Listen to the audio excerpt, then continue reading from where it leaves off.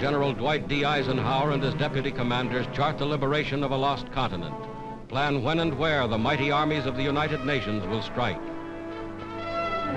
Today, northern France is that battleground. Into the building of their defense system, the so-called West Wall, the Nazis poured the slave labor of conquered nations. Pictures made by the Germans themselves to impress their satellites with the strength and invincibility of their fortifications.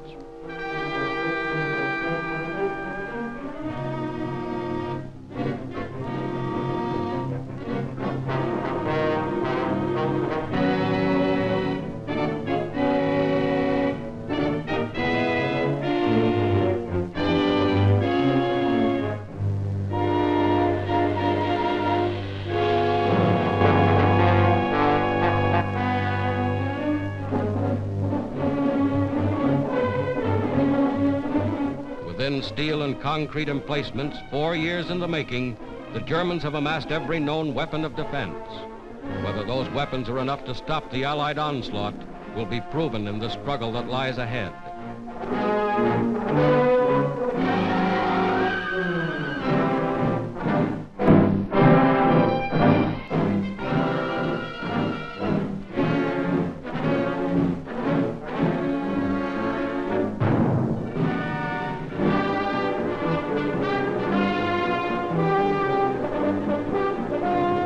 Here is the other side of the channel, Britain, an armed camp bristling with tanks and trucks and guns from the United States and Canada. Here is the fruition of 4 years of planning and production. Here is a glimpse of England as the Allied armies awaited D-Day.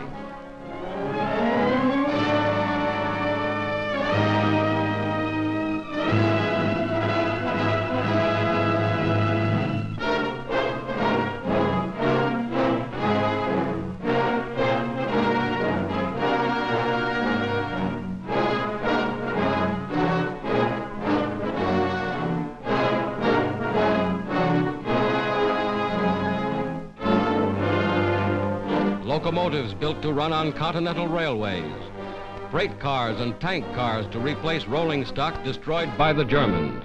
All this and more is included in the gigantic preparation for invasion. Here is something of the gigantic naval armada assembled to transport the Allied armies across the English Channel.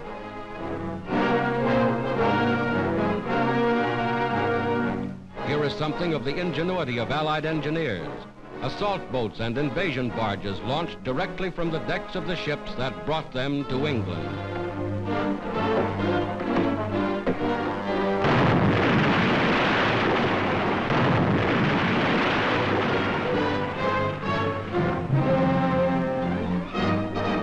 Week after week, the fleet grew in numbers.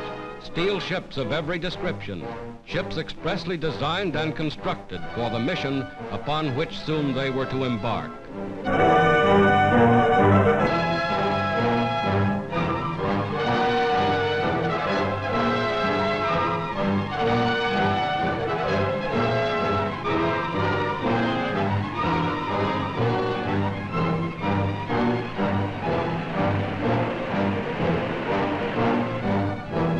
Nothing was left to chance. Every loading operation was rehearsed and timed in advance. Every soldier knew his station. Every man knew just where he was to fit into the gigantic pattern. Daily they boarded their ships.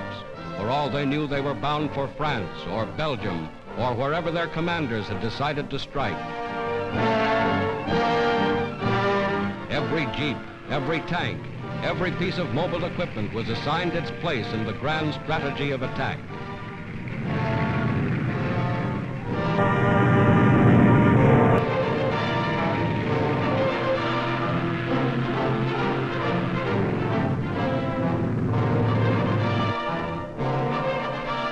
Then on the 5th day of June, 1944, just as you see them here, a fleet of more than 4,000 ships put out from England.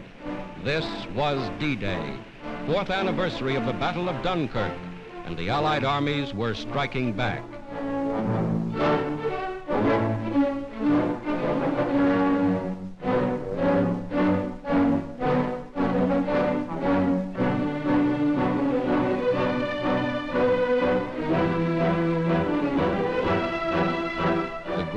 defeat was underway.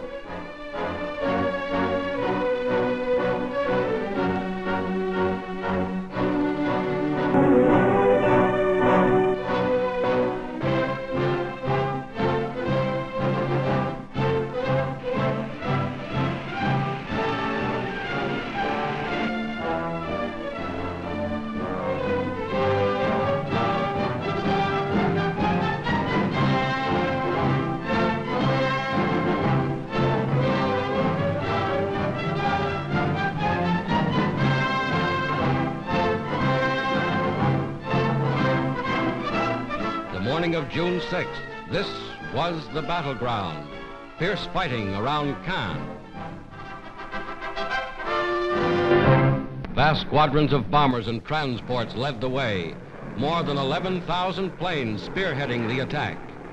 Paratroopers landed in Normandy behind the coastal defenses. Landings made with timing and precision, perfected only through scores of rehearsals like this.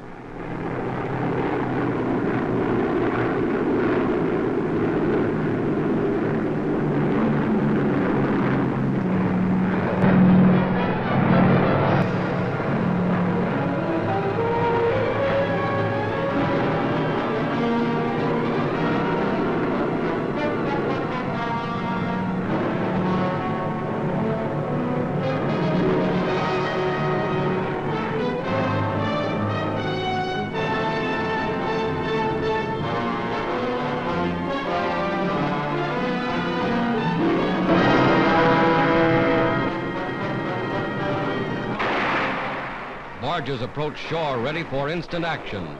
Some bearing artillery and rocket guns already opening fire.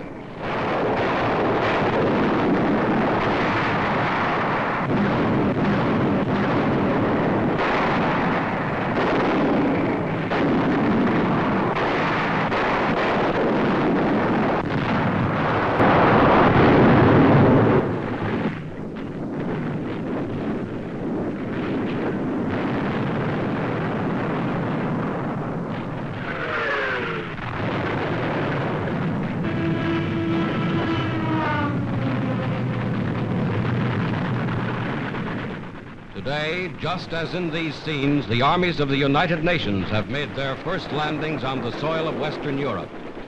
Another of the great decisive battles of world history has been joined. This is the day for which free people long have waited. This is D-Day.